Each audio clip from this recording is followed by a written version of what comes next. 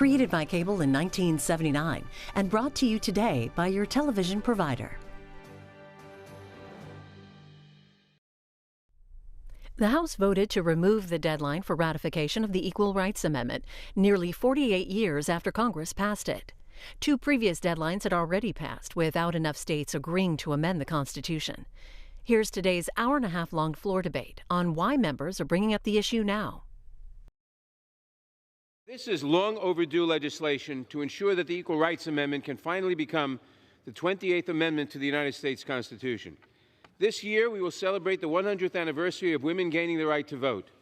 Despite the century that has elapsed, our Constitution still does not recognize or guarantee full equal protection of the law for women and gender minorities. But H.J. Res. 79 would bring us one step closer. The resolution removes the previous deadline Congress set for ratifying the ERA and will therefore ensure that recent ratifications by Nevada, Illinois, and Virginia are given full effect.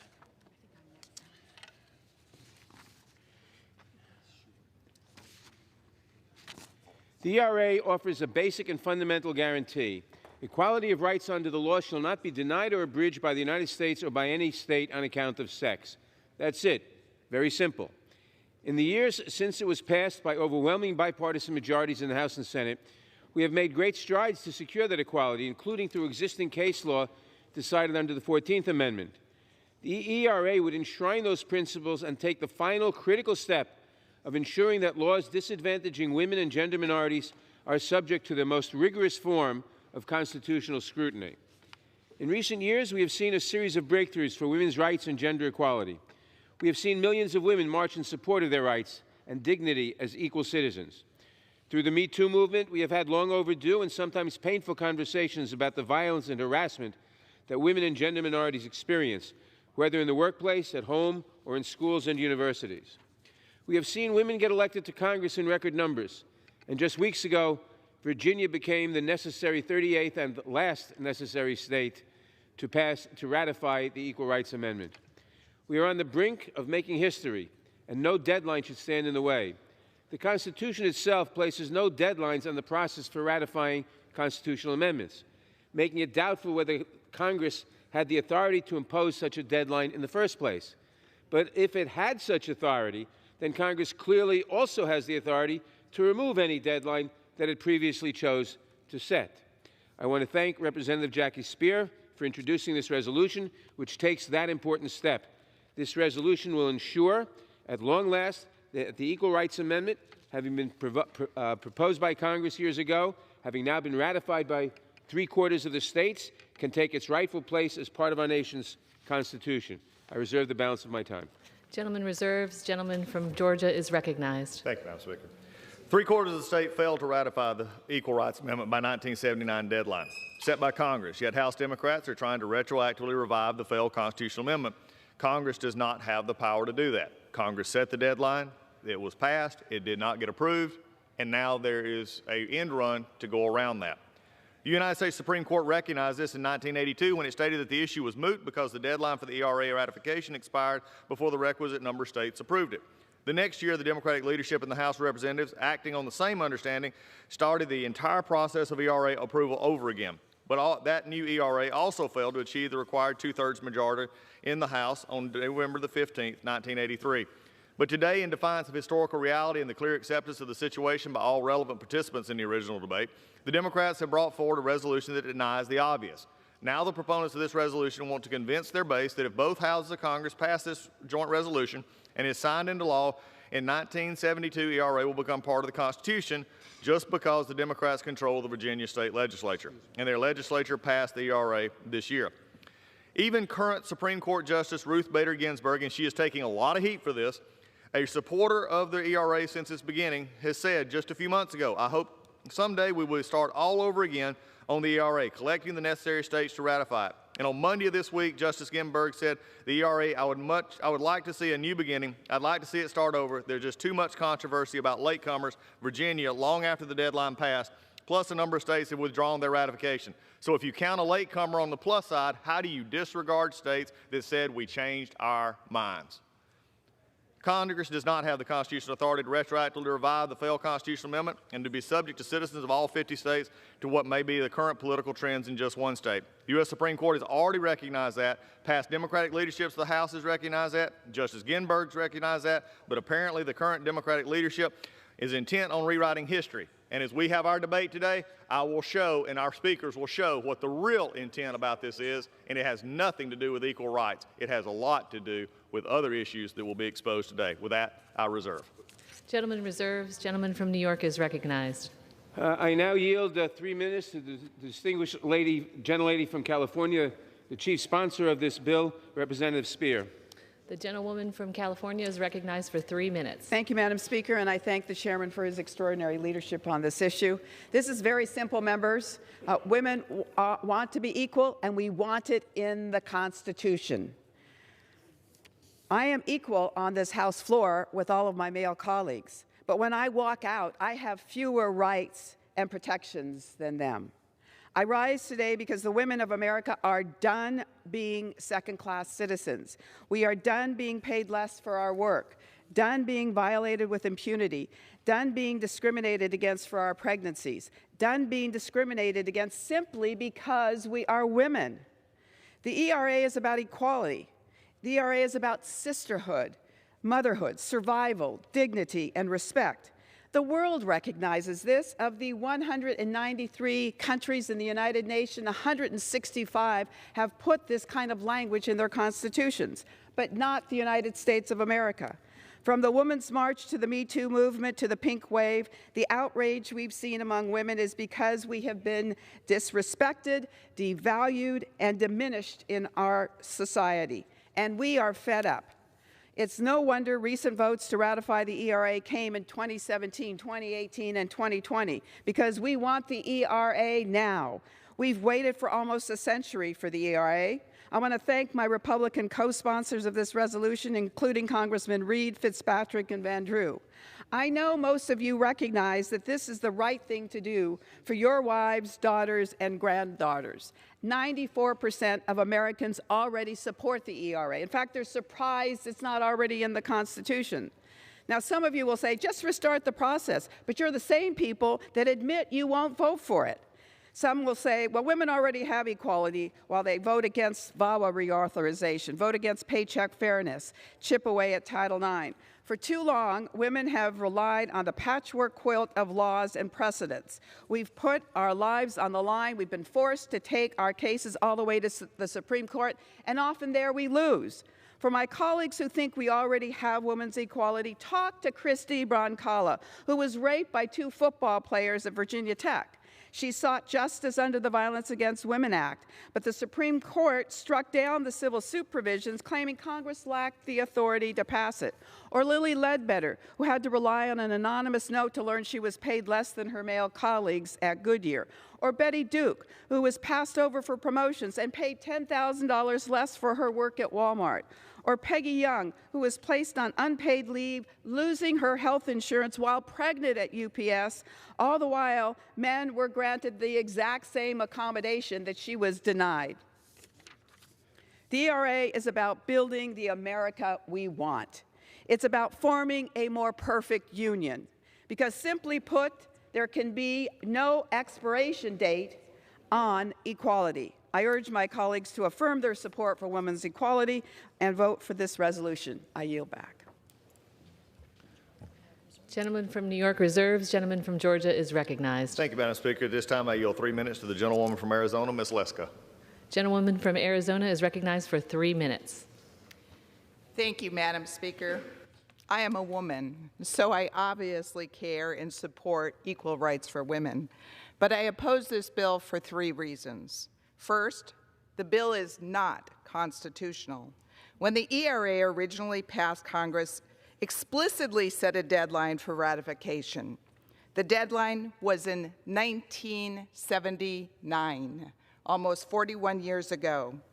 Only 35 states of the 38 needed had ratified it, then 5 states unratified. So the count's down to 30. Thus, the Equal Rights Amendment was dead. The U.S. Department of Justice issued a legal opinion just last month reiterating that the ER's ratification timeline is expired. Supreme Court Justice Ruth Ginsburg said, "The deadline passed. I would like to see a new beginning. I'd like it to start over." Secondly, the ERA amendment is not necessary. Women's equality of rights under the law is already recognized in our Constitution in the 5th and 14th Amendment. The ACLU's Women's Rights Director wrote, "It has been clearly understood that the 14th Amendment prohibits discrimination based on sex. Plus, many federal, state, and local laws already prohibit sex discrimination." Third reason I oppose this bill: if ratified, the ERA would be used by pro-abortion groups to undo pro-life legislation and lead to more abortions and taxpayer funding of abortions. But don't take my word for it. Let's look at what pro-abortion groups have done and what they say. In 1998, the New Mexico Supreme Court ruled unanimously that the state's ERA required the state to fund abortions. NARAL, Pro-Choice America, which supports abortions, asserted that the ERA would reinforce the constitutional right to abortion and would require judges to strike down anti-abortion laws. In a 2019 letter to House Judiciary Committee, the ACLU stated the Equal Rights Amendment could provide an additional layer of protection against restrictions on abortion. In conclusion, this bill is unconstitutional. The ERA is unnecessary, since constitutional federal, state, and local laws already guarantee equal protections, and the ERA, if ratified, would be used by pro-abortion groups to undo pro-life laws. Madam Speaker, I yield back.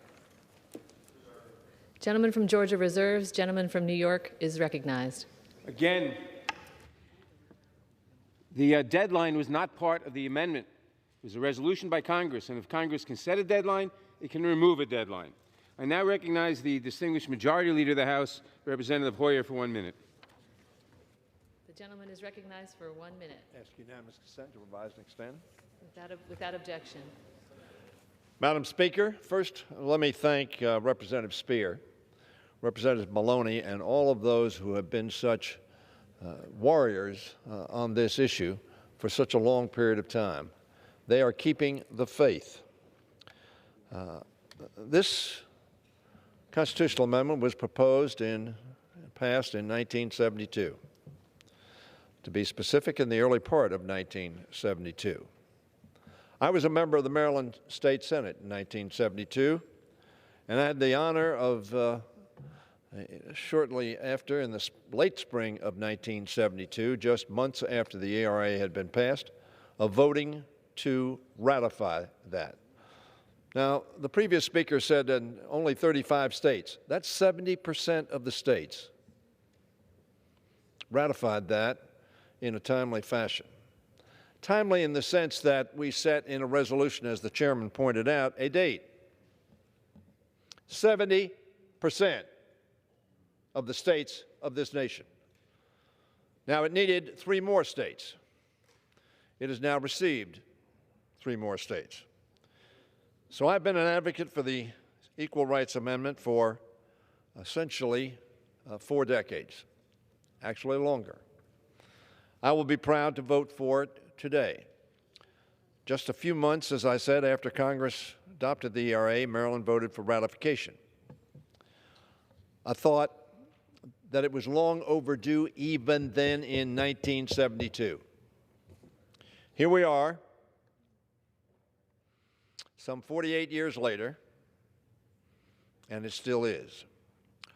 Our founders declared all men are created equal in their Declaration of Independence. Surely, no founder, if they were writing that document today, would have said men when men meant white, property-owning men. Surely they would not have written that. Surely none of us would have supported that.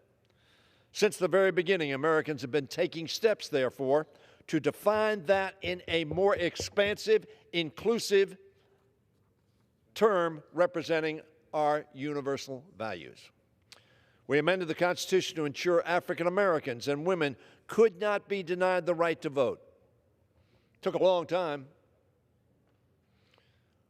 Particularly, I hope the women in this body will think of the suffragettes who were extraordinarily active and involved in our community and making decisions in our families and in our communities and country, but who could not vote prior to 1919. 1789 to 1919.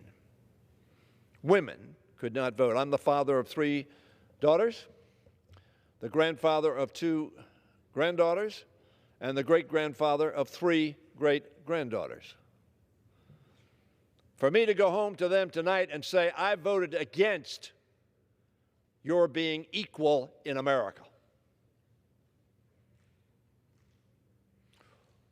Now, my wife passed away, but if I went home to her tonight and said, I voted against your being equal in America,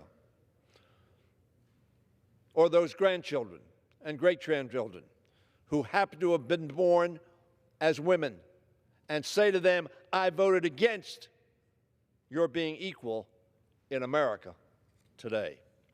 We passed the Civil Rights Act to make clear that all must be treated equal regardless of race. We passed the ADA, which I co-sponsored 30 years ago, to ban discrimination against those with disabilities. But still, nowhere in our Constitution does it state clearly that women must be treated equally and that one must not be subject to discrimination because of their gender. The ERA would enshrine that basic tenet of our democracy in our Constitution at long last. 70% of the states, and then 3 more, said that ought to be our Constitution. 3/4 of the states have voted to ratify this amendment. Discrimination against women has, through our history, kept bright and talented Americans from achieving their full potential in our economy. Because of their hard work, the sacrifices, the leadership, and the perseverance of trailblazing women, we've seen barriers come down, doors of opportunity open, and glass ceilings shatter. But discrimination, inequality, and injustice persist, and we will hear arguments on this floor rationalizing why discrimination ought to still exist. And as long as our Constitution does not explicitly ban discrimination based upon gender, as it does based on race, we will continue to see forms of legal discrimination against women linger in our country. Taking this step to add the Equal Rights Amendment to the Constitution is one of the many that House Democrats are taking to combat discrimination against women, simply because they are women. Last year, we passed the Paycheck Fairness Act. Not everybody voted for that, but in my opinion, everybody voted for that who thought equal pay should mean equal pay irrespective of gender and based upon work performed. That built on the Ledbetter Fair Pay Act of 2009 to ensure that equal pay for equal work. We also passed the reauthorization of the Violence Against Women Act. Most of us on our side voted for that. But there was a rationalization why some thought, no, we will not protect women against violence. We've continued working to protect women's rights to make their own health care choices and to access quality, affordable care. Who said that was part of the Constitution? The Supreme Court of the United States. They said that was a constitutional right. And we see effort after effort after effort to erode that constitutional right. I'm proud that the Democratic caucus in the 116th Congress is not only the most diverse in American history, but also includes the greatest number of women. In Virginia, it was an election that saw the House of Delegates reach 30% women, and the state Senate reached 28%. And once it got there, the women of Virginia stood up and said this ought to be in the Constitution of the United States, and they voted to do so. Virginia now has a woman as Speaker of the House as we do in our U.S. House, and as my home state of Maryland has in our House of Delegates. It is because more women are stepping up to run for office and winning election that more women's voices are being heard in our democracy. That is why this resolution is on the floor. That's a wonderful thing, and I've been proud to help recruit talented women to run for the House as Democrats.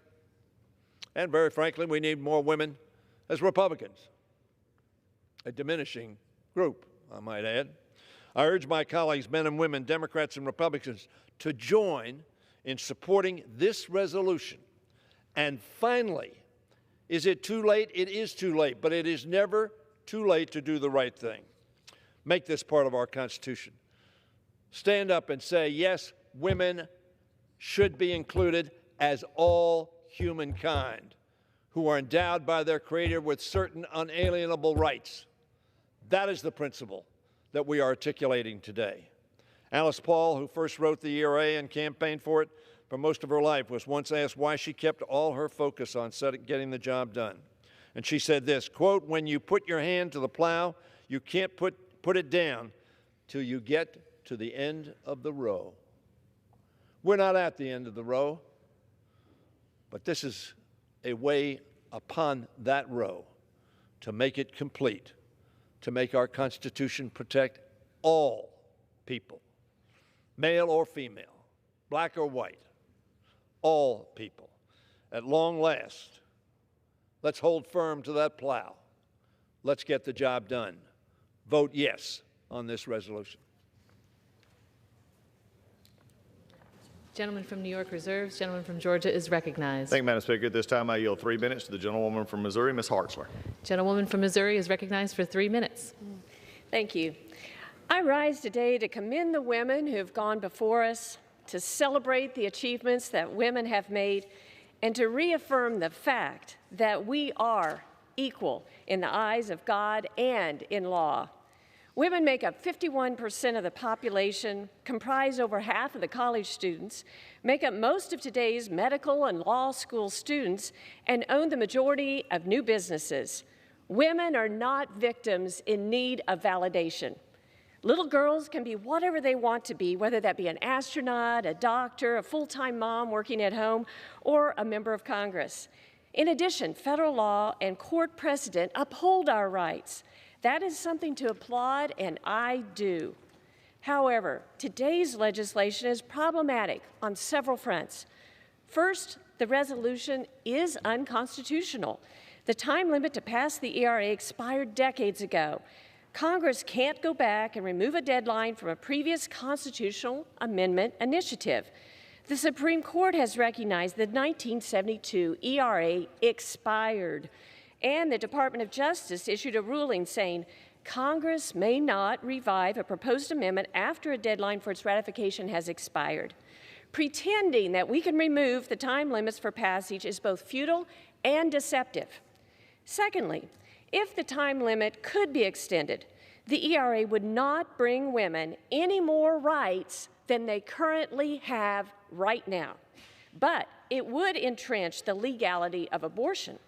We know this from court precedent by listening to those who have the most to gain from constitutionally protecting abortion on demand. In 1998, the New Mexico Supreme Court ruled that the Equal Rights Amendment in their state constitution requires state funding of abortions. Federal courts are likely to do the same. Perhaps that's why every pro-abortion organization is endorsing passage of the ERA. NARAL Pro-Choice America says, with its ratification, the ERA would reinforce the constitutional right to abortion. National Organization for Women says an ERA properly interpreted could negate the hundreds of laws that have passed restricting access to abortion. But that's not the only concern with passing this resolution. Besides being unconstitutional and shredding state and federal pro-life protections, the ERA would also erase decades of progress which have provided opportunities for women, advanced women's progress through federal programs, and secured necessary protections for women and girls. How? By incorporating gender identity in the definition of sex, jeopardizing private spaces for women, girls' sports programs, and women's educational institutions. The ERA endangers laws, programs, and funding designed to benefit women, providing a pathway for legal challenges to welfare programs, grants for battered women's shelters, efforts to bolster women participating in STEM programs, as well as state laws governing child support, alimony, and custody. These outcomes are anything but pro-women. I urge my colleagues to vote no and yield back. Gentleman from Georgia reserves. Gentleman from New York is recognized. I now yield 1 minute to the distinguished gentleman from Tennessee, Mr. Cohen. Gentleman from Tennessee is recognized for 1 minute. Thank you, Mr. Chairman. I rise in strong support of H.Res. 79, which takes a step to assure that the Equal Rights Amendment will become part of our Constitution. Nearly 100 years after women gained the right to vote, it's difficult to believe we still haven't given women equal rights. It's hard to believe it's a serious disagreement in this chamber. In the year 2020, it's unacceptable that women still make only 80 cents for every dollar earned by men, and that women are still subject to violence, harassment, and attacks on their freedom to control their own bodies. In Judiciary Committee this morning, a brilliant female law clerk is describing sexual harassment by a distinguished and respected Ninth Circuit judge. This should never happen. And with ongoing efforts to undermine progress we've made, the Equal Rights Amendment is more important than ever. It took over 130 years to give women the right to vote. It's almost 100 years since they've got it. It's time to give women their proper place in the Constitution of the United States, which most modern constitutions have, equality regardless of sex. I yield back the balance of my time. Gentleman from New York reserves. Gentleman from Georgia is recognized. Thank you, Madam Speaker. I yield 2 minutes to the gentlewoman from Indiana, Ms. Walorski. Gentlewoman from Indiana is recognized for 2 minutes. Thank you, Madam Speaker. I rise today in opposition to H.J. Res. 79, and of course I believe in equal rights. Women should never face discrimination and harassment. I believe we should be empowering women and girls to achieve their dreams.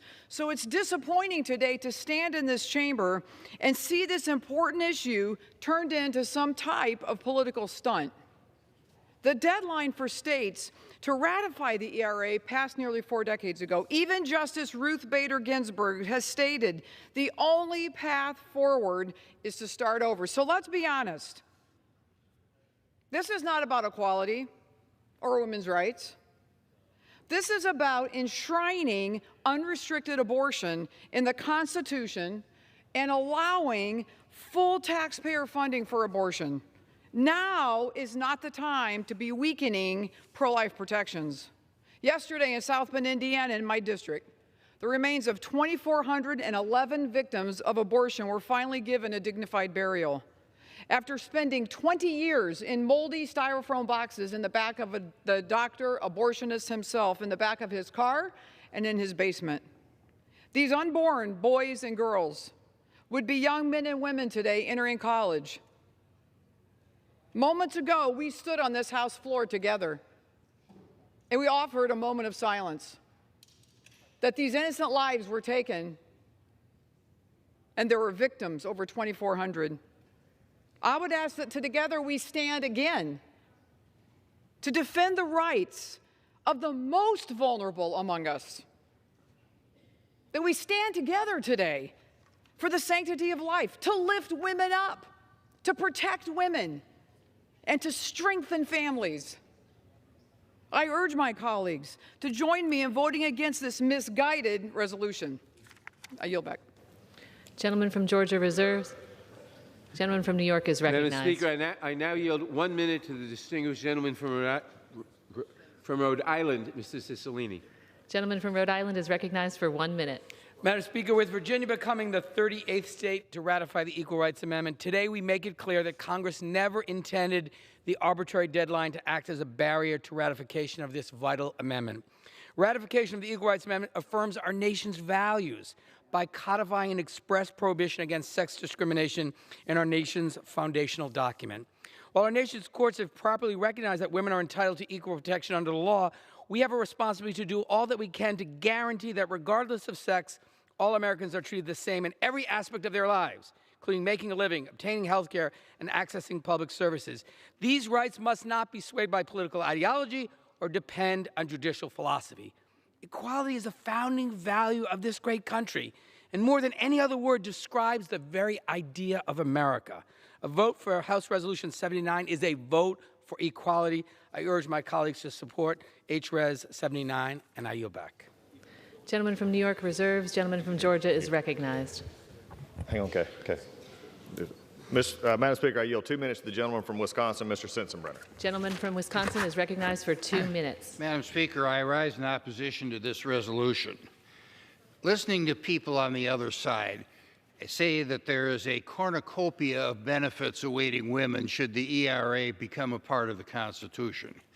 I'm here to ask members on both sides of the aisle to look past what looks nice on a bumper sticker or a 40-second soundbite, to realize that there are going to be many consequences that will hurt women should this be ratified. I'll just talk about insurance, because insurance is regulated by the states. Girls get substantially lower rates on auto insurance because they're better drivers. With the ERA and the state regulation, that would become unconstitutional, and girls are going to have to pay boy drivers' rates for auto insurance, which really does not reflect the actuarial exposure of that at all. Secondly, look at life insurance. Women live longer than men. And as a result, in life insurance, also regulated by the states, you see women's rates being lower than men's rates, becoming unconstitutional. And women are going to be paying more to life insurance companies for the coverage that they desire. I could go on and on and on. We had a lot of hearings on this in 1973. I'm here to say that when the ERA was originally passed in 1972, women's rights were not enshrined in a lot of state laws. There's been tremendous progress in this area, both at the federal level and in the states. The proponents of this resolution completely ignore that happening. We don't.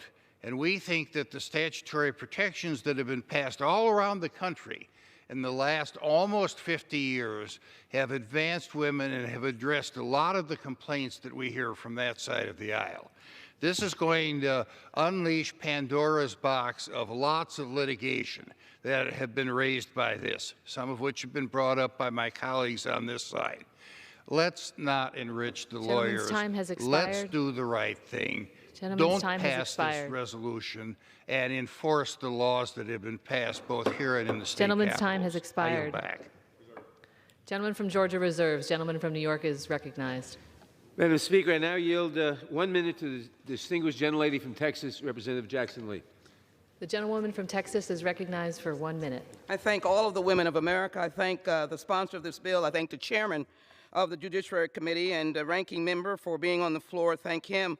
I ask the question, does anybody see the sense of women not being in the most powerful document of laws and power of the American people?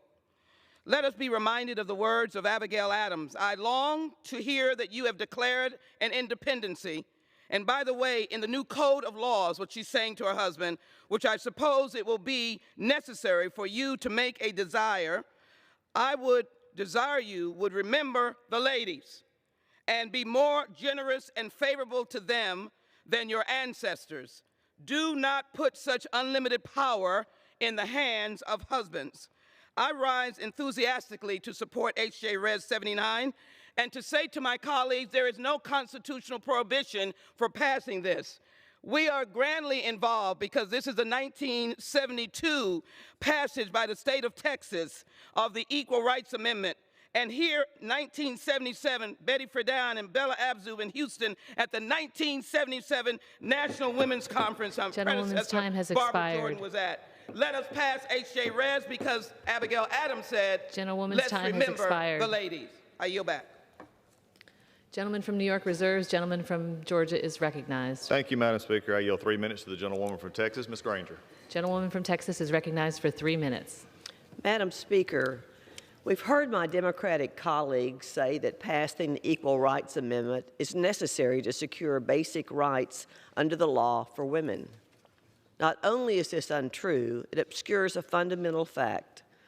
This ERA actually denies the most basic human right, the right to life. This ERA uses gender equality as a smokescreen to create an unlimited constitutional right to abortion. Instead of working to craft legislation that protects women's rights without trampling on the right to life, Democrats have put forward today an unconstitutional partisan measure. Not only would this result in on-demand abortions across all 50 states, but also clear the way to provide taxpayer-funded abortions throughout all 9 months of pregnancy, costing millions of dollars every year. This measure is not about advancing women's rights, especially as women across the country, Republicans and Democrats alike, are increasingly horrified by the practice of late-term abortion and by recent comments made in New York and Virginia that life-saving treatments should be denied to some newborns.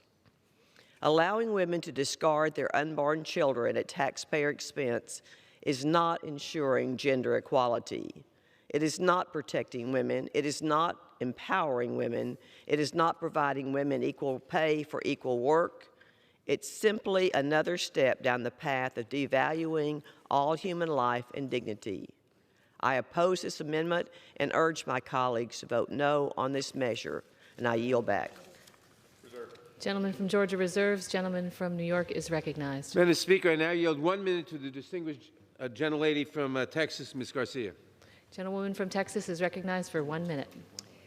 Thank you, Madam Speaker, and thank you, Chairman Nadler. In Texas, many years ago, I marched in support of the Equal Rights Amendment. Today, I join my colleagues to reaffirm that support. Women are behind some of this nation's greatest achievements. We fought for civil rights, set athletic records, sent men to space, and then went there ourselves. We have forged our paths in history, yet we're still not equal to men under the eyes of the law. We must remove this stain from our Constitution. Today, we're voting to remove an arbitrary deadline so we can finally prohibit gender discrimination under the Constitution. I will proudly vote in favor of the resolution and urge all my colleagues to do the same. And as many in my district would say, ya es hora de aprobar el ERA. It is time to approve the ERA. Thank you, and I yield back. Gentleman from New York reserves. Gentleman from Georgia is recognized. Thank you, Madam Speaker. This time I yield 3 minutes to the gentlewoman from West Virginia, Ms. Miller. Gentlewoman from West Virginia is recognized for 3 minutes. Madam Speaker, I rise today to oppose House Joint Resolution 79. It pains me to say that life is under attack in our nation. The pro-abortion discussions taking place around this country are sickening. In the last year, we heard a governor promote infanticide, and we saw state legislatures take action for the same. We still haven't had a vote on this floor in the United States House of Representatives to protect babies that survive abortion. Yesterday in committee, I even introduced legislation that would protect babies who survive abortion. It failed along party lines once again.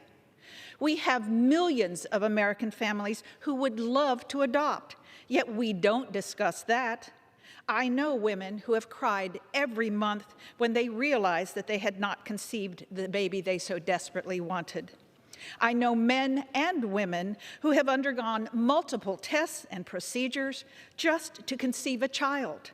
They would gladly adopt a baby that someone else didn't want. Instead, today we are voting once more on another piece of legislation that would drastically reduce protections for life. This bill would create the basis for taxpayer-funded abortion at the federal level, and it would permanently allow abortion until birth for any reason throughout the nation. It would force government-funded health care providers and hospitals to provide abortions. We cannot have that. We cannot bring abortion into health care in that debate because it's not health care. Abortion is murder. If we want to discuss protecting rights for all Americans, it needs to pertain to everyone, including and especially newborns. And while I always welcome a conversation with my colleagues about how we can advance women's rights and the rights of all people, this is not the way to do it. It is not through thinly veiled messaging bills with nice names but radical policies.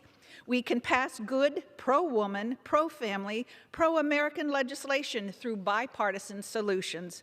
So if we're going to do it, let's do it. But today, sadly, we won't, and that is so disappointing. I yield back my time. Gentleman from Georgia reserves. Gentleman from New York is recognized. Madam Speaker, I now yield 1 minute to the distinguished gentleman from Colorado, Mr. Neguse. The gentleman from Colorado is recognized for 1 minute. Thank you, Madam Speaker, and thank you to the chairman for his leadership. I rise today in strong support of the Equal Rights Amendment and the resolution before us. Today, this body comes together unabashed in our conviction for a future that expands the vision set forth by our founders. Together, we strive for a nation that advances the notion of equality, that takes up the mantle of the unfinished work that is the American dream in the practice of government by and for the people, for all the people. My daughter, Natalie, is just over 1.5 years old, and I look forward to telling her one day about today, how the People's House, led by the Chamber's first female speaker, voted to ensure that the women of her generation will be the first to grow up knowing that the Constitution truly guarantees equal rights. It feels fitting to close by quoting Shirley Chisholm, the first black female member elected to this body, and the youngest until my good friend Lauren Underwood took office last year, who said that when Congress sent the ERA to the states for ratification, the time is clearly now to put this House on record for the fullest expectation of that equality of opportunity which our founding fathers professed. It is not too late to complete the work they left undone. Time has expired. I support the resolution, and with that, I yield back.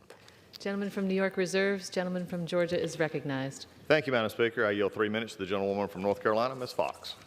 Gentleman from North Carolina is recognized for 3 minutes. Thank you, Madam Speaker, and I thank my colleague from Georgia for yielding time. Madam Speaker, I rise in strong opposition to H.J. Res. 79.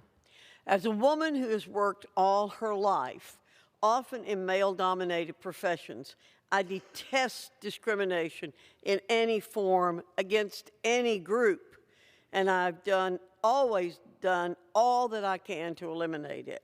Furthermore, I welcome any discussion on how to root out discrimination against women where it exists. But do not be deceived. This is not what this legislation is about. The 14th Amendment to the U.S. Constitution already provides women and all Americans equal protection under the law. But the goal of this legislation is different. The goal here is to expand access to abortion up to birth and to overturn the broadly supported policies that protect taxpayers from being forced to pay for abortions. As we know all too well, Roe v. Wade has broadly legalized abortion in the United States, but the Equal Rights Amendment that this resolution tries to ratify goes much further. There's broad consensus that the ERA could be used to overturn pro-life laws, legalize abortion up to birth, and mandate taxpayer-funded abortions. The expansion of abortion is not the only harmful impact of the ERA. It would have a harmful impact on shelters that protect women from violence, eliminate women's specific workplace protections, and destroy women's sports. Furthermore, were this resolution ever to become law, the Supreme Court would undoubtedly rule that it does not ratify the Equal Rights Amendment. As everyone in this room knows, when Congress initially passed the Equal Rights Amendment, it intentionally included a 7-year deadline for the required 38 states to ratify, a deadline which has long since passed. Multiple states have also rescinded their ratification. As such, Supreme Court precedent requires that any attempt to ratify the ERA must start at the beginning. Even Justice Ruth Bader Ginsburg was recently quoted saying she would like the process to start over. To be perfectly clear, with this resolution, the Democrats are attempting to write into the Constitution the right to an abortion in all 3 trimesters, force taxpayers to pay for them, and eliminate all conscience protections for medical providers who wish to abstain from abortion. This resolution is not about protecting women. It's a partisan messaging bill designed to appease radical pro-abortion groups. If the majority were serious about the Equal Rights Amendment, it would start the process anew and give all states the option to consider the ERA again. I yield back. Gentleman from Georgia reserves. Gentleman from New York is Speaker, recognized. I would remind everyone that the Equal Rights Amendment simply says equality of rights under the law shall not be denied on account of sex. If people on the other side want to admit that equality of rights under the law means there must be a constitutional right to abortion, well, that's wonderful. Of course, the constitutional right to abortion is already established under current law. I now yield 1 minute to the distinguished gentlelady from Washington, Representative Jayapal. The gentlewoman from Washington is recognized for 1 minute. Thank you, Madam Speaker. What a glorious day this is. Today, the House of Representatives will vote to remove the arbitrary deadline to ratify the Equal Rights Amendment. And with our vote today, and with Virginia's historic vote to become the 38th and final state necessary to ratify the amendment, little girls, their moms, and women across this great nation will know that, yes, our Constitution can, will, and must enshrine a ban on discrimination on the basis of sex. Equality of sexes is not debatable. It has no expiration date. First proposed almost a century ago and passed by Congress in 1972, the Equal Rights Amendment would be a momentous step forward for women to end unequal pay, pregnancy discrimination, and sexual harassment and exploitation.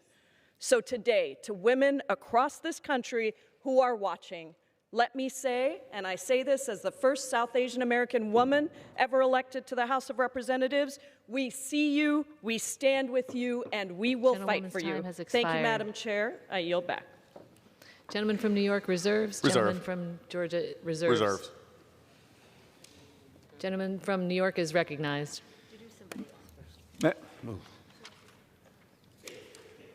Madam Speaker, I now yield 1 minute to the distinguished gentlelady from Georgia, Representative McBath. The gentlewoman from Georgia is recognized for 1 minute.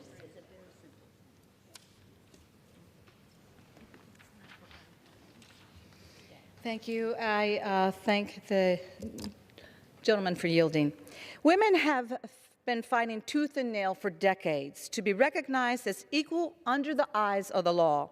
While we made significant gains, it is time for full constitutional equality.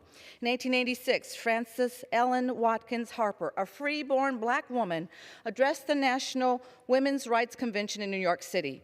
And she said, and I quote, "Justice is not fulfilled so long as a woman is unequal before the law. We are all bound up together in one great bundle of humanity. Society cannot afford to neglect the enlightenment of any class of its members."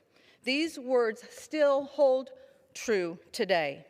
For our mothers, for our daughters, and for our future leaders, we must take up the mantle of the women who came before us and pass this amendment for a more just future. Thank you, and I yield back the balance of my time.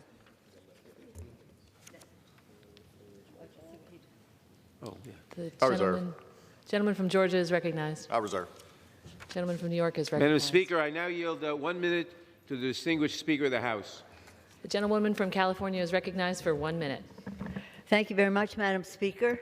I'm so pleased that the gentlewoman from Virginia is in the chair, and grateful to her for her leadership, and our other colleagues, Elaine Loria and Abigail Spanberger, as new members of Congress who give us the opportunity as the majority to bring this important legislation to the floor, and thank them for Virginia's leadership in all of this. It's so appropriate that Congresswoman is in the chair for this, because she was a leader in the state legislature on the Equal Rights Amendment when she served there.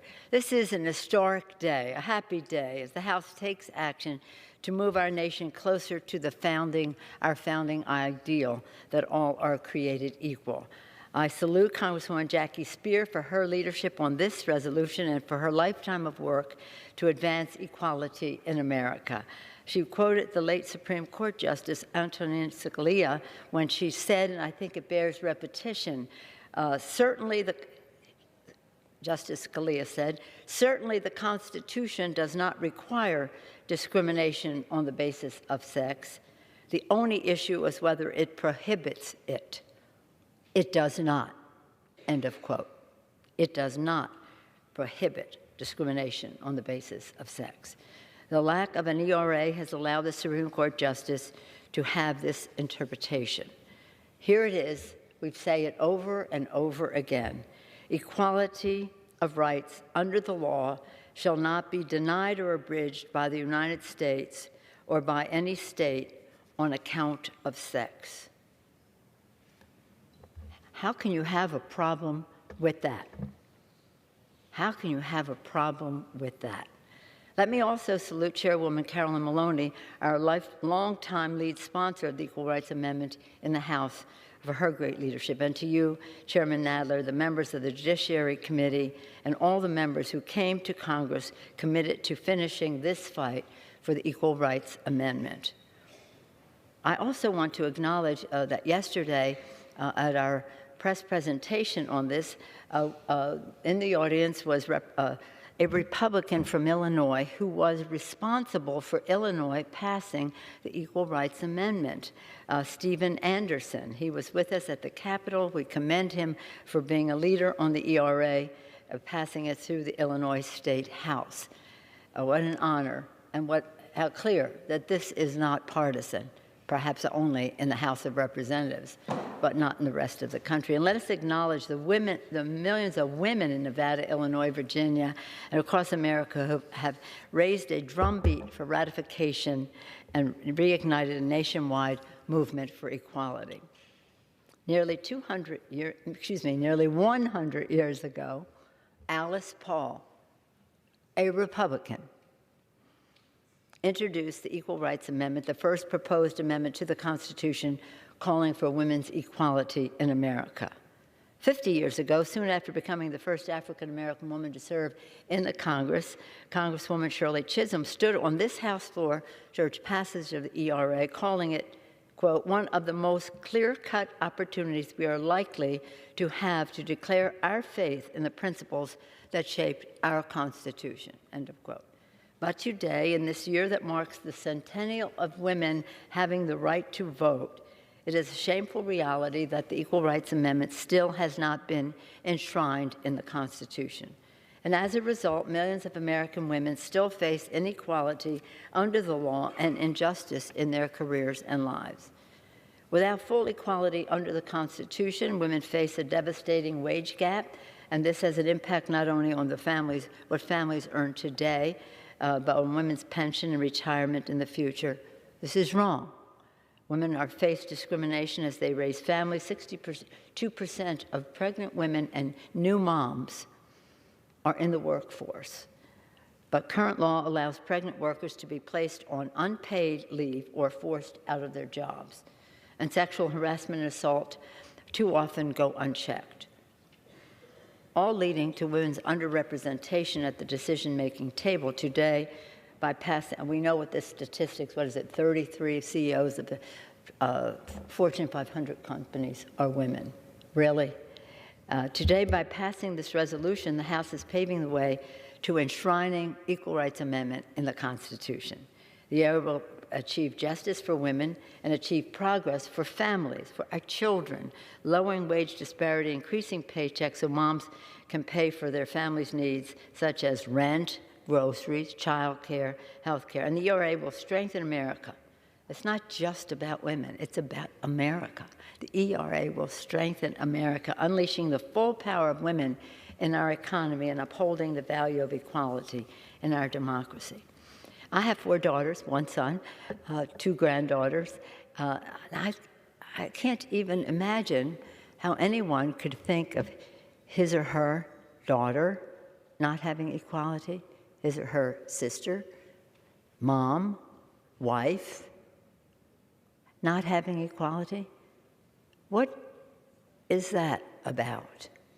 What is that about? That women should not have the same status of equality as men. This has nothing to do with the abortion issue. That's an excuse. It's not a reason.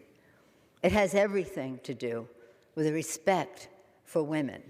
Your daughter, your sister, your wife, your mother. And you're saying, by voting against this, that your daughter, your sister, your mother, your spouse should not have equal protection under the law in the Constitution of the United States. To those who say that the ERA is not necessary, let me quote from a recent statement from the American Association of University Women. It states, "Many Americans mistakenly believe that the U.S. Constitution explicitly guarantees equality between men and women. Perhaps you think that. The Equal Rights Amendment would, once and for all, guarantee constitutional equality between men and women. Its ratification would provide the constitutional guarantee that all men and women are truly equal under the law." I urge a strong bipartisan vote for this resolution. It will be bipartisan in the United States Senate when we send it over there shortly. And so to ensure that women are truly equal under the law in America. Because we know in America, when women succeed, America succeeds. I urge a yes vote and yield back the balance of my time. Gentleman from New York reserves. Gentleman from Georgia is recognized. Thank you, Madam Speaker. Can I request the time for both sides? Gentleman has 11 minutes remaining. And the gentleman from New York has 15. I reserve. Gentleman from New York is recognized. Madam Speaker, I now yield 1 minute to the distinguished gentlelady from Pennsylvania, Ms. Dean. Gentlewoman from Pennsylvania is recognized for 1 minute. Thank you, Chairman Nadler, for bringing this resolution to a vote, and thank you to Representative Speer and Representative Maloney for your work on this legislation. This is an historic day. It has been nearly a century since the first constitutional amendment to guarantee equal treatment for women was introduced in 1923. Since then, 37 states have ratified the Equal Rights Amendment, including my home state of Pennsylvania in 1972. Virginia's ratification of ERA this past January brought us one step closer to this basic right, that we will be held equal in the eyes of the Constitution. The motto of Susan B. Anthony's newspaper was, quote, "Men their rights and nothing more, women their rights and nothing less." And today we again say that women will accept nothing less than equality. ERA builds on the work of Anthony and others like Jeanette Rankin, Alice Paul, Ida B. Wells, and this diverse Congress. I have to tell you, I am filled with joy today because I'm looking forward to going home and telling my granddaughters, Aubrey and Ella, that we are one step closer to a more perfect union. With that, I yield back. The gentleman from Georgia reserves. The gentleman from New York is recognized. Madam Speaker, I now yield 1 minute to the gentlelady from New York, Representative Maloney. The gentlewoman from New York is recognized for 1 minute. Thank you, Chairman Nadler and Jackie Speer, for your historic leadership on the ERA.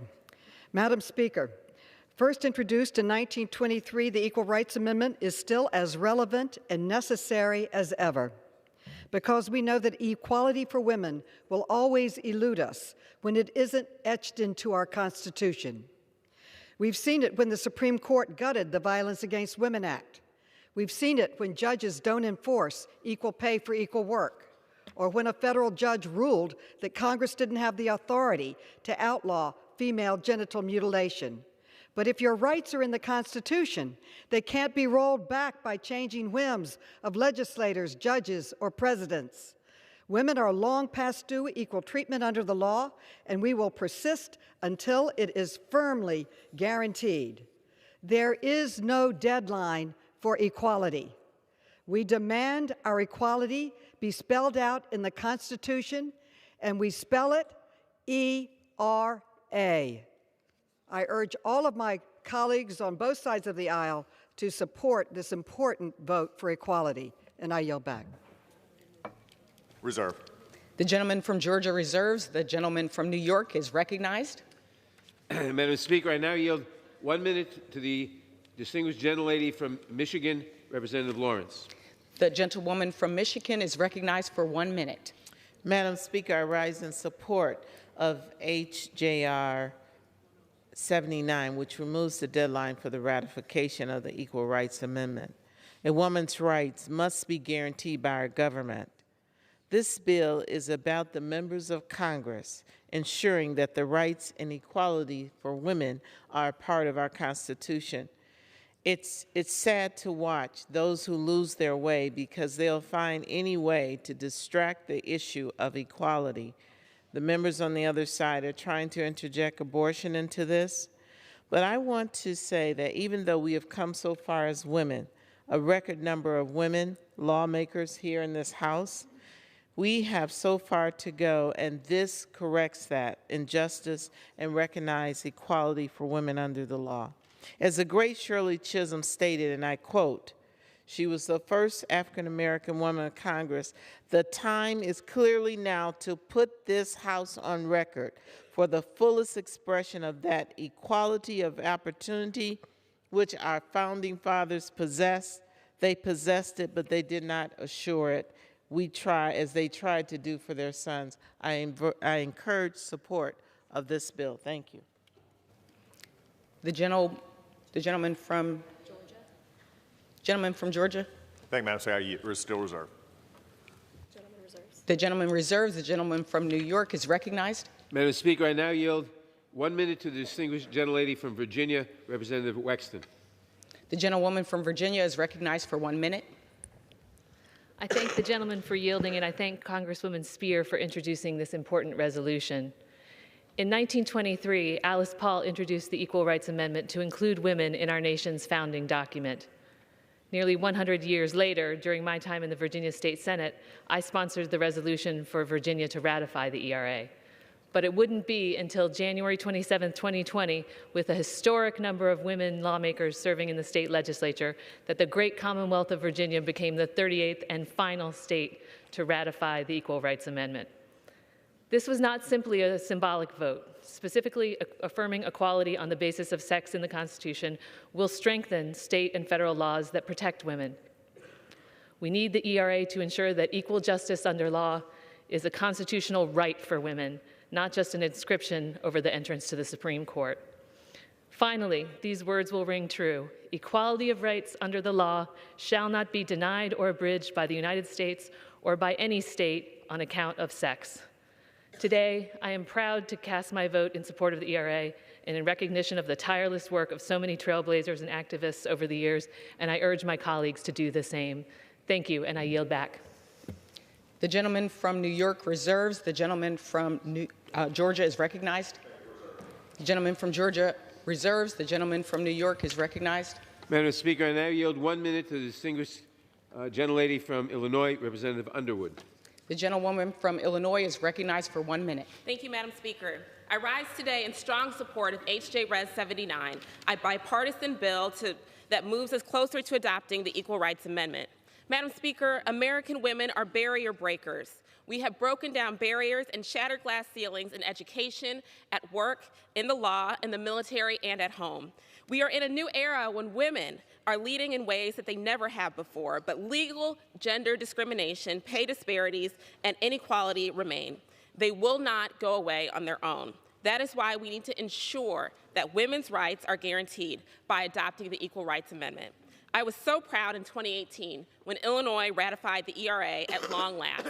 2 years later, I am here on the House floor because the women of Northern Illinois sent me here to fight for them. I am here to fight for our right as women to equal treatment under the Constitution of our great country. I urge all my colleagues to move us one giant step closer to legal equality by supporting this essential bill. And I yield back. Thank you. The gentleman from New York reserves. The gentleman from Georgia reserves. Also. The gentleman from New York is recognized. Madam Speaker, I now yield 1 minute to the distinguished gentlelady from Oregon, Ms. Bonamici. The gentlewoman from Oregon is recognized for 1 minute. Thank you, Madam Speaker. I rise today in strong support of this resolution to remove the arbitrary deadline to ratify the Equal Rights Amendment. This year is the centennial of the 19th Amendment, yet women are still fighting for full and equal rights under the law. Women continue to face many barriers to true equality, including pregnancy and gender discrimination, unequal pay, and a lack of access to a full range of reproductive health care services. The Equal Rights Amendment to the Constitution would provide for fundamental equality for women, regardless of who is president, who is on the Supreme Court, or changes in federal law. Congress first approved the ERA in 1972, and my home state of Oregon was quick to ratify it the following year. And now 38 states, the required 3/4 under the Constitution, have ratified the amendment. And today, Congress will stand with our states and make it clear that it is time, actually way past time, to adopt the Equal Rights Amendment. It's not too late to do the right thing. It's not too late for equality. I urge all of my colleagues to support this resolution, and I yield back the balance of my time. The gentleman from New York reserves. The gentleman from Georgia reserves. The gentleman from New York is recognized. Madam Speaker, I now yield 1 minute to the distinguished gentleman from the 38th state, Virginia, Representative Beyer. The gentleman from Virginia is recognized for 1 minute. Thank you, Madam Speaker. It's been 97 years since the Equal Rights Amendment was introduced in the 68th Congress and 48 years since the ERA passed the House and Senate. And in those 48 years, I've had 3 daughters and 1 granddaughter. And those 4 young women are brilliant, precocious, accomplished, with strong character, great morality, and true nobility. And these women are every bit the equal of any man I've ever met. Yet our Constitution does not recognize their equality nor prohibit discrimination against them. I'm very proud that Commonwealth of Virginia was the 38th state to ratify the ERA. We must permanently remove the deadline for state ratification and provide an essential legal remedy against gender discrimination. Does this sound like a political stunt? Quote, women shall have equal rights in the United States and every place subject to its jurisdiction. Equality of rights under the law shall not be denied or abridged by the United States or by any state on account of sex. No, these words belong in the United States Constitution. There's nothing partisan about recognizing men and women have equal rights under the law. I urge my colleagues to support this resolution, and I yield back. The gentleman from New York reserves. The gentleman from Georgia. Thank you, Madam Speaker. I reserve. Reserves. The gentleman from New York is recognized. Madam Speaker, I now yield 1 minute to the distinguished gentlelady from Illinois, Ms. Schakowsky. The gentlewoman from Illinois is recognized for 1 minute.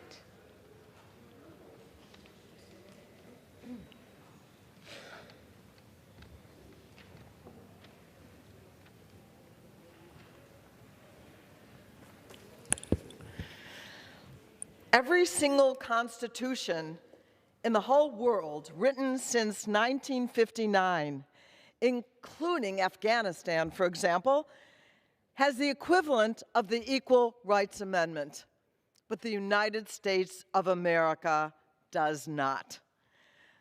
Though my colleagues on the other side of the aisle and President Trump's Department of Justice may tell you otherwise, we need the Equal Rights Amendment, and we need it now.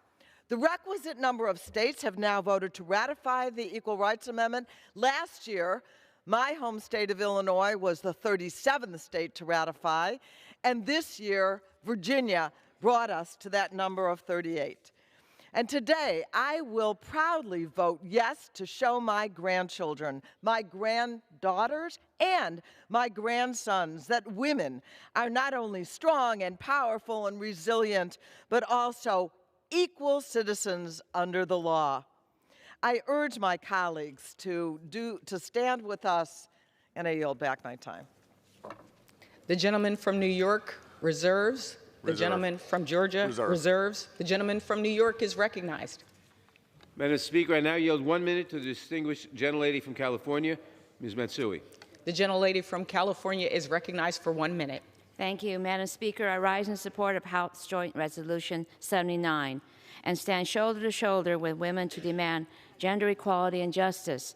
When I think about the future of our country and what I want it to look like for young women and girls, like my granddaughter Anna, I envision a just and equitable society with fair play, diverse leadership, and equal access to basic health care rights.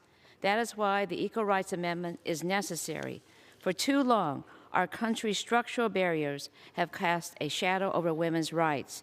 With 38 states having affirmed their support for the ERA, we are one step closer to shattering those barriers. This resolution negates misguided arguments that because of some arbitrary deadline, the Equal Rights Amendment is effectively dead. It's clear from the recent actions in Nevada, Illinois, and Virginia, and our collective voices. It is still very much alive, and we will not rest until it is ingrained in the most sacred document of our nation's history. I urge my colleagues to stand with our country's women and support our right to constitutional equality. Thank you, and I yield back. The gentleman from New York reserves. The gentleman from Georgia reserves. The gentleman from New York is recognized. Madam Speaker, I now yield 1 minute to the distinguished gentlelady from California, Ms. Davis. The gentlewoman from California is recognized for 1 minute. Thank you, Madam Speaker. Madam Speaker, 244 years ago, women were left out of our Constitution by the men who drafted it. But since then, generations of women and men have blazed a steady trail towards equality in this country. But we still do not have constitutional equality.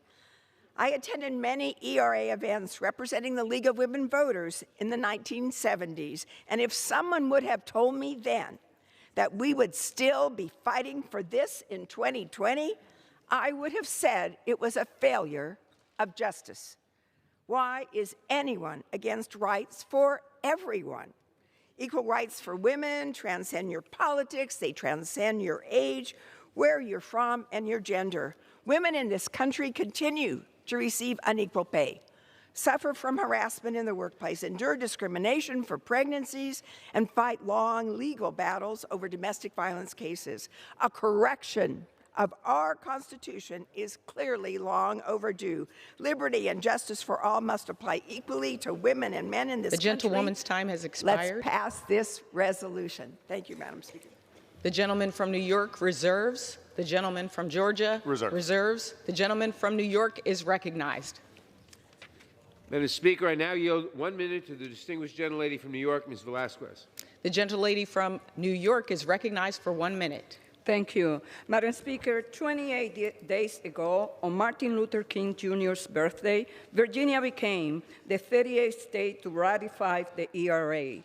After decades of struggle, 48 years after congressional passage, 2/3 of states agreed to an amendment that secures equal rights for all American citizens, regardless of sex. This amendment will touch every corner of our lives. With 24 words, our nation will finally fully recognize women as equal participants in society. To my colleagues opposing the ERA, what are you afraid of? How can you oppose this resolution and then look women in your district, in your churches, in your own homes in the eye? Today is your chance to stand on the right side of her story. I implore my colleagues, vote yes on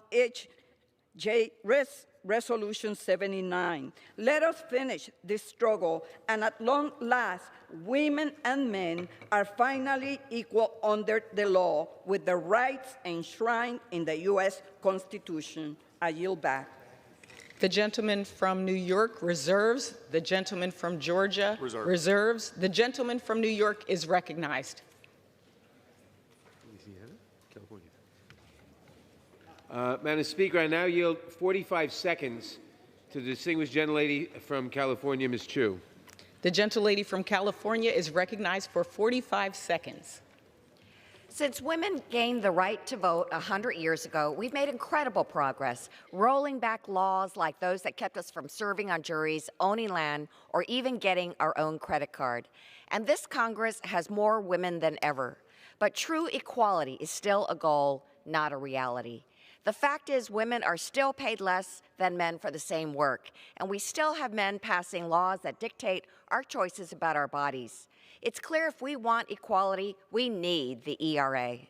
And the people agree. We saw that at women's marches across the country and in the groundswell of the Me Too movement. And that energy is leading to change.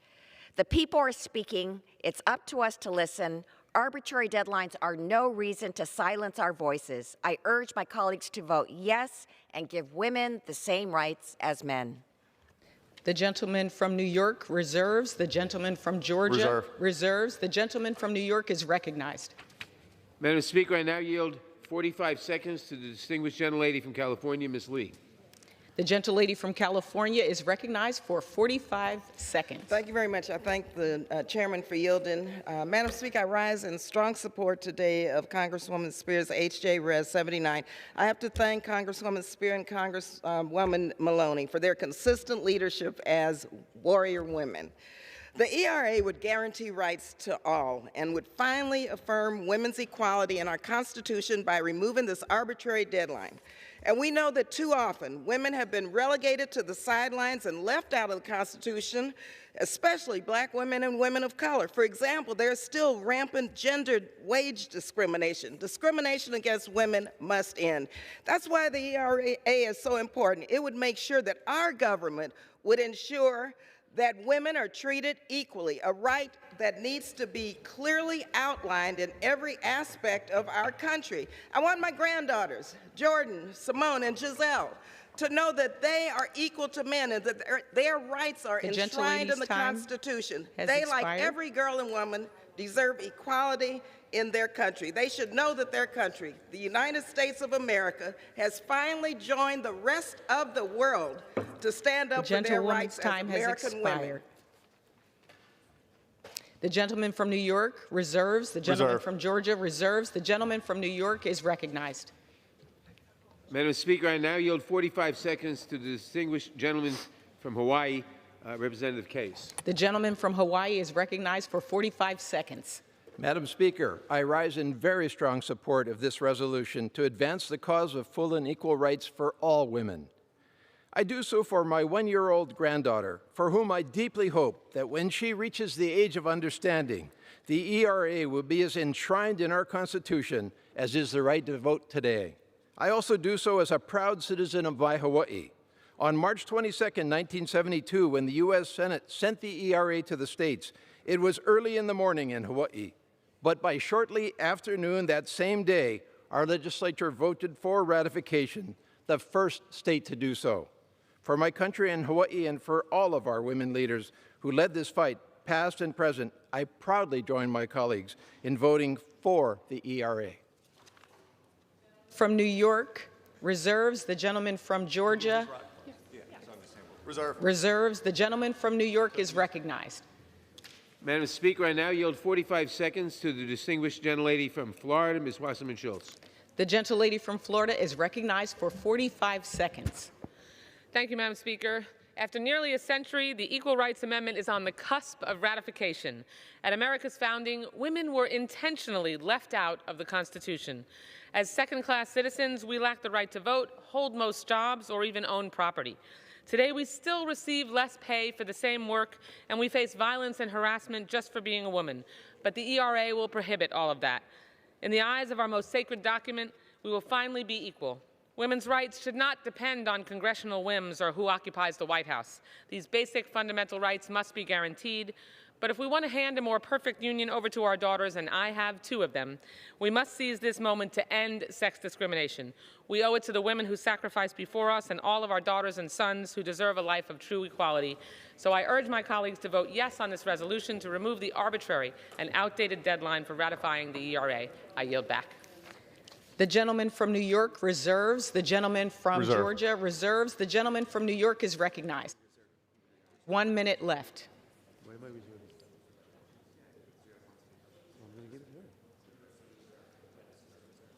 I reserve. The gentleman from New York reserves. The gentleman from Georgia. Okay. Thank you, Madam Speaker. Just confirming the chairman, we are ready to close. Is that correct? Okay, good. Madam Speaker, before I begin my close, I yield to the gentleman from Wisconsin for parliamentary inquiry. Madam Speaker, parliamentary inquiry. It is my intention to raise point of order that this resolution requires a 2/3 vote. I will argue the point of order when it is made, but I need to know when the proper time is to raise the point of order. The proper time would be when the chair puts the question on passage. Before or after it is passed? Before. Before. At the time the chair puts the question. Okay, I thank the chair. Thank you. And now I'm ready to close.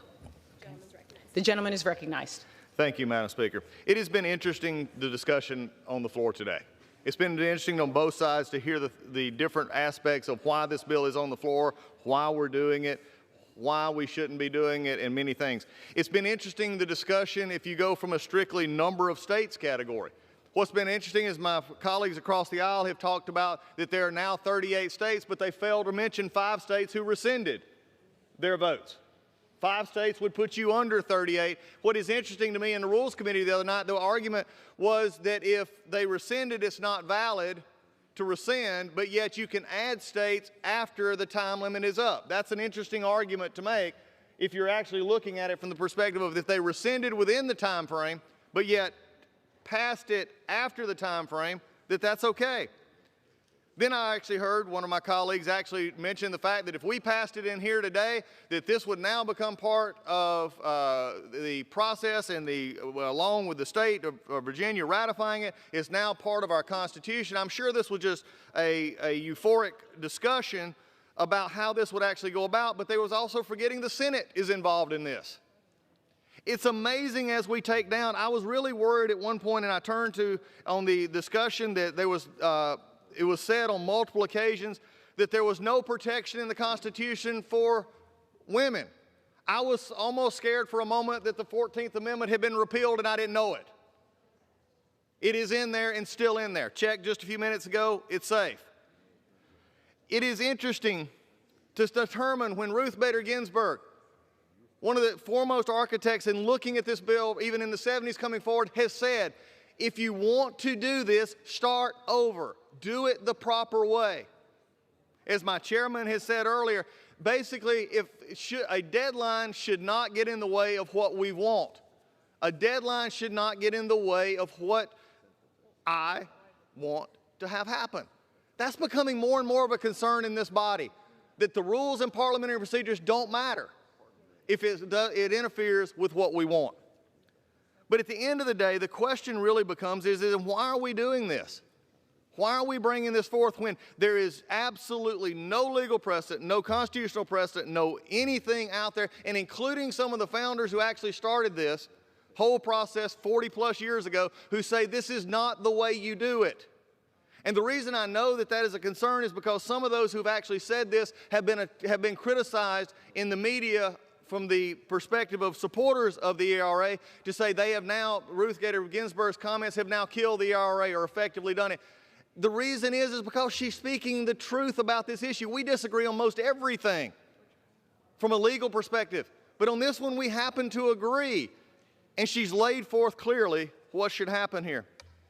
But let me also say, and it's been talked about a great deal, so I think we just need to come to the real scenario on why this is happening. Not that we believe it'll actually happen for anybody here that believes that today is actually going to put it in part of the Constitution. That's not going to happen. So what is it? It's a political nod to the understanding of those who are speaking for this. As we have heard earlier, NARAL, Pro-Choice America, with ratification of the ERA, reinforced the constitutional right to abortion by clarifying sexes have equal rights, which would require judges to strike down anti-abortion laws. Also, NARAL, the ERA will support protecting women's right to abortion. With 5 anti-choice justices on the Supreme Court and Roe Wade on the chopping block, is more important than ever we codify women's bodily autonomy in our lives.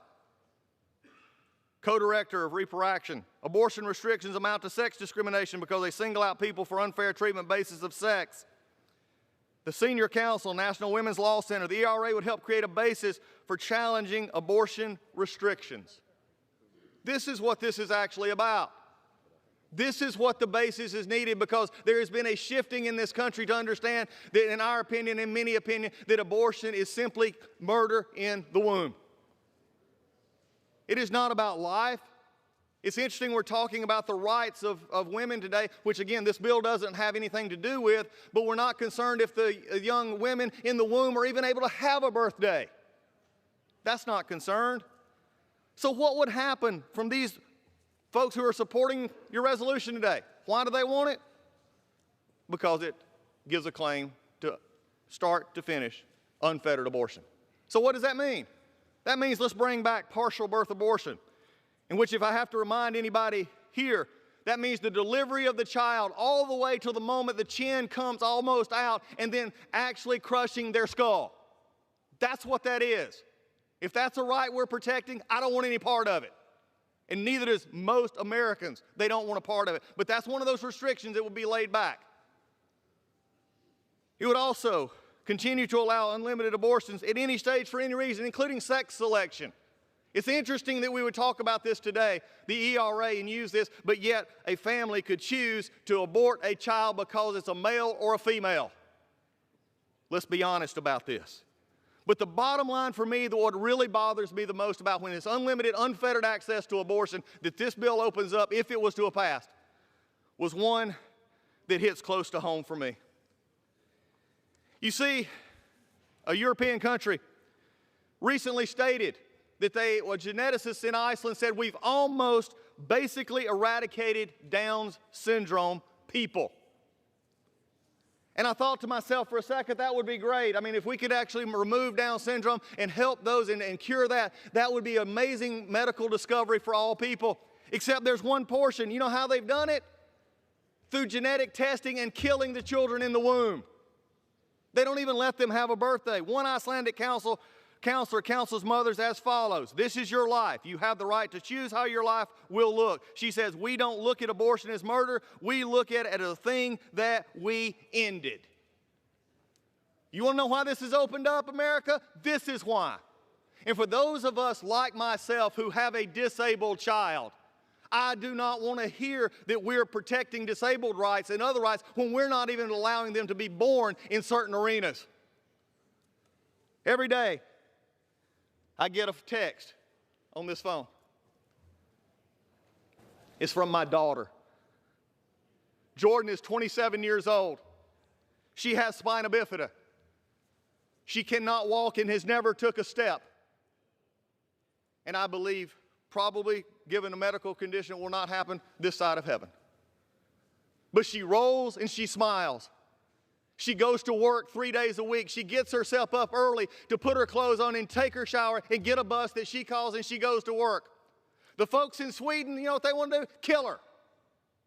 Because she is not as valuable as a Down syndrome child is not as valuable. You want to open this Pandora's box of no abortion restrictions, then own what you're doing. But when Jordan texts me, she texts me, "Good morning, Daddy, I love you.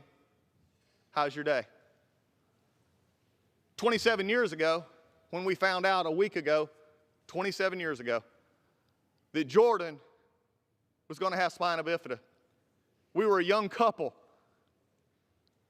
just happy that God gave us a child. And to find out that she had a disability only kept our hearts more in tune to what God had given. But my wife went to school the next week, and so she was telling the teacher about what was going on, and she said, we're trying to figure out where we need to go to have Jordan helped when she's born and get some more medical attention. And this person looked at her and said, you know you have choices, correct? And my wife said, well, yes, there's Northside Hospital, there's Scottish Rite. She said, no, dear. You don't have to go through with this. That's your choice. In other words, as my wife looked at her and said, you're talking about my baby.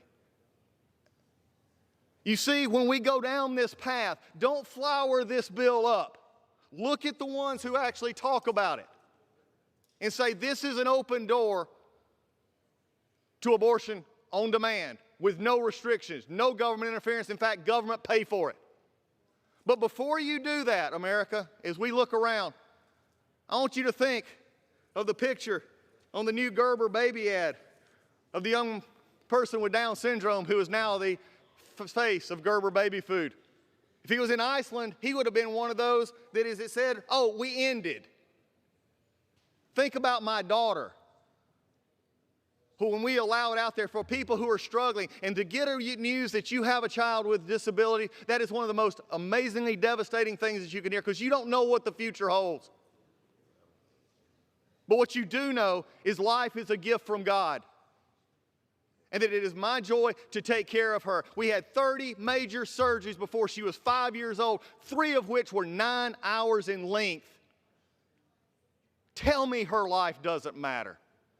For someone who doesn't have the possibility of understanding it, and they're given a choice because they have a disability, and somebody tells them and gets to them and says, don't worry, disabilities are bad, just go ahead and end that life and go on with your life. This is what this opens up. So don't give me a bill that's going nowhere for the reasons that it's been given. The true reasons are found in your own supporters.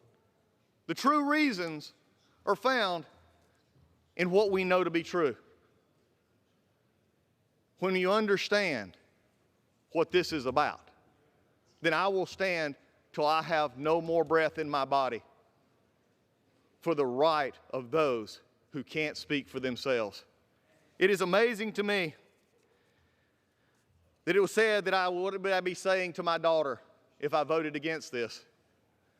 I'd be saying to Jordan, as I will, Jordan, the 14th Amendment's still there. Protections in law are still there. And by the way, restrictions on abortion will not be done away with. And your life matters. So if you want a picture of this, picture Jordan. And I yield back. Expired. The gentleman yields. The gentleman from New York is recognized. Madam Speaker, once again, if Congress can enact a resolution putting a time limit, it can enact a resolution removing the time limit.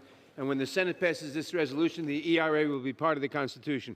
I now yield the balance of our time to represent the distinguished gentlelady from Michigan, Representative Tlaib. The gentlewoman from Michigan is recognized. Thank you so much. I rise very proudly, the first Muslim woman ever elected in Congress, in support of House Joint Resolution 79. I swear, what's even more interesting is what I've been hearing about is this obsession to control and oppress women in the United States of America. And I cannot believe it's 2020 and we're still debating the merits of Equal Rights Amendment. It's beyond time. I want you all to know this is about women of color, women with disabilities, transgender women, immigrant women, these women are affected by issues like unequal pay, sexual violence, lack of access for health care, and poverty. So much of what we're doing here in trying to promote women's equality is about gender, racial, and economic justice. So I would ask you all, know this, a no vote today is condoning oppression of women in the United States of America, and I urge support and yield the balance of my time. The gentleman yields. All time for debate has expired. On this vote, the yeas are 232, the nays are 183. The joint resolution is passed. Without objection, a motion to reconsider is laid on the table. Democratic presidential candidates are moving their campaigns across the country now that the first-in-the-nation primary and caucus are over. And this evening,